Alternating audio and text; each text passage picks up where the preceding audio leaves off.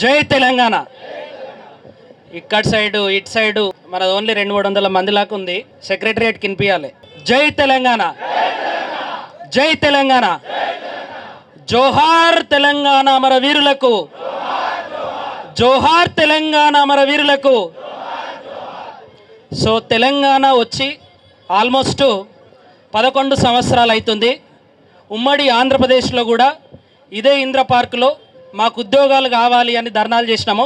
మాకు ఉద్యోగాలు కావాలి అని చెప్పేసి ధర్నా చేసినాము. మళ్ళీ తెలంగాణ వచ్చిన తర్వాత కూడా మనల్ని చాలామంది సమైక్యాంధ్రవాదులు ఎక్కిరించేటోళ్ళు. మీకు తెలంగాణ ఇస్తే ఎట్లా పరిపాలించుకుంటారు, మీరు ఉద్యోగాలు లేవంటున్నారు కదా, మేము ఉద్యోగాలలో మోసం చేసినామంటున్నాం కదా, మీరు ఎట్లా పరిపాలించుకుంటారు అని చెప్పేసి ఎక్కిరించేటోళ్ళు. ఆ ఎక్కిరింపులన్నీ కూడా ఇప్పుడు నిజమయ్యేటటువంటి పరిస్థితి ఉన్నది. తెలంగాణ తెచ్చుకున్నది, తెలంగాణ అమరులు వాళ్ళ ప్రాణాలను త్యాగం చేసినంత కూడా నియామకాలలో మనకు అన్యాయం జరుగుతుంది. మా ఉద్యోగాలు మాకు కావాలి అని చెప్పేసి ఎంతోమంది మీలాంటి నిరుద్యోగులు ఆత్మహత్యలు చేసుకున్నారు తెలంగాణ కోసం, కేవలం తెలంగాణ కోసం. సిరిపురం యాదయ్య ఎన్సీసీ గేట్ కాడ చచ్చిపోతూ కూడా కాలుతూ కూడా నీ పేరేందంటే జై తెలంగాణ, నువ్వు ఎందుకు చచ్చిపోతున్నావు అంటే జై తెలంగాణ, అరే నువ్వు ఎందుకు పెట్రోల్ పోసుకున్నావు అంటే జై తెలంగాణ. ఇట్లా చనిపోయినటువంటి విద్యార్థులు ఉన్నారు తెలంగాణలో. అట్లాంటి చైతన్యం కూడా తెలంగాణలో ఉన్నది. కొట్లాడి తెలంగాణ సంపాదించుకున్నాం మనం. కానీ తెలంగాణ వచ్చిన తర్వాత గత 11 సంవత్సరాల నుండి సేమ్ మాకు నోటిఫికేషన్లు కావాలి అని ధర్నాలు చేయడం, ఉద్యోగ నోటిఫికేషన్లు వేయాలి అని చెప్పేసి ధర్నా చేయడం అనేది కంటిన్యూస్గా జరుగుతూనే ఉంది. దీనికి ప్రభుత్వం నుండి వచ్చేటటువంటి సమాధానం ఏంటి అని అంటే అబద్ధాలు, మోసపూరితమైనటువంటి ప్రకటనలు. తర్వాత ఇది ఎవరైతే కొట్లాడుతున్నారో నిరుద్యోగుల తరపున, ఆ నిరుద్యోగుల తరపున కొట్లాడేటటువంటి ప్రతి ఒక్కరిని బదనాం చేయడం, బ్లేమ్ చేయడం. బీఆర్ఎస్ ఉంటేనేమో వీళ్ళు కాంగ్రెస్ పార్టీ వాళ్ళు, బీజేపీ పార్టీ వాళ్ళు, కాంగ్రెస్ ఉంటేనేమో వీళ్ళు బీఆర్ఎస్ పార్టీ వాళ్ళు, మరియు బీజేపీ పార్టీ వాళ్ళు, కమ్యూనిస్టు పార్టీ వాళ్ళు, వీళ్ళు ఎవరు నిరుద్యోగులు కాదు. నిరుద్యోగులు కాకున్నా సరే నిన్న ఒక ప్రశ్న అడుగుతున్నారు అందరూ, నువ్వు మొదటి ఏడాదిలో 2 లక్షల ఉద్యోగాలు ఇస్తామని చెప్పేసి చెప్పినవా లేదా? చెప్పిరా లేదా? కానీ 2 లక్షల ఉద్యోగాలు ఇవ్వకపోగా ప్రతిరోజు నిరుద్యోగులను రెచ్చగొట్టేటటువంటి విధంగా, ప్రతిరోజు నిరుద్యోగులు బాధపడేటటువంటి విధంగా ప్రకటనలు చేయడం అనేది జరుగుతూ ఉన్నది.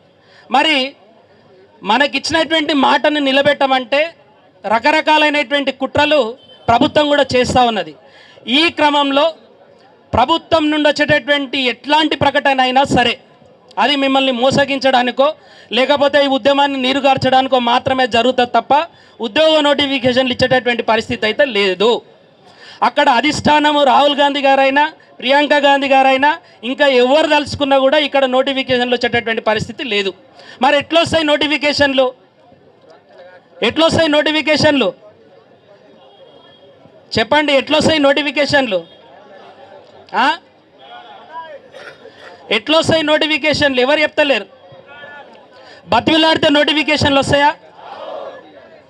గీమ్లాడితే నోటిఫికేషన్లు వస్తాయా? ఏం చేసి వస్తాయి నోటిఫికేషన్లు? పోరాటమే ఈ తెలంగాణకు ఉన్నటువంటి కోర్ ప్రిన్సిపల్. పోరాడాలంటే రాజ్యాంగబద్ధంగానే పోరాడతాం. ప్రభుత్వం మీద ఈరోజు మనం చేస్తున్నటువంటి ధర్నా ఏదైతుందో ఇది ప్రభుత్వం మీద వ్యతిరేకత కాదు.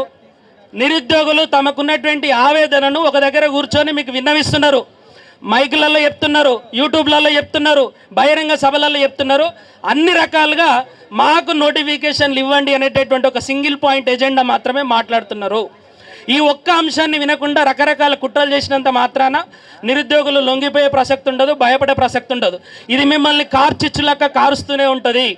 బీఆర్ఎస్ పార్టీకి ఎట్లయితే నిరుద్యోగులు గట్టిగా నిలబడి బీఆర్ఎస్ పార్టీని గద్దెదించారో ఇవాళ కాంగ్రెస్ పార్టీని కూడా గద్దెదించబోతున్నారు. అది ఇవాళ జరగవచ్చు, రేపు జరగవచ్చు, ఇంకొంచెం ఆలస్యంలో జరగవచ్చు. కానీ ఒక్కటి మాత్రం గుర్తుపెట్టుకోండి, మీరు ఏ రోజు ప్రశ్నించినా సరే, ఏ రోజు మా వాగ్దానాలు నెరవేర్చమని అడిగినా సరే ఖచ్చితంగా ప్రభుత్వం అణిచివేస్తుంది, కేసులు పెడుతుంది, అరెస్ట్ చేస్తుంది. ఎందుకంటే ఒక విష నాగుపాముకున్నటువంటి లక్షణం ఏంటి అంటే ఏం చేస్తుంది? బుస కొడుతుంది, కాటేస్తుంది. అది పాము యొక్క లక్షణం. ప్రభుత్వం కూడా అంతే. మనము ప్రశ్నించిన ప్రతిసారి కూడా మన మీద బుస కొడుతుంది.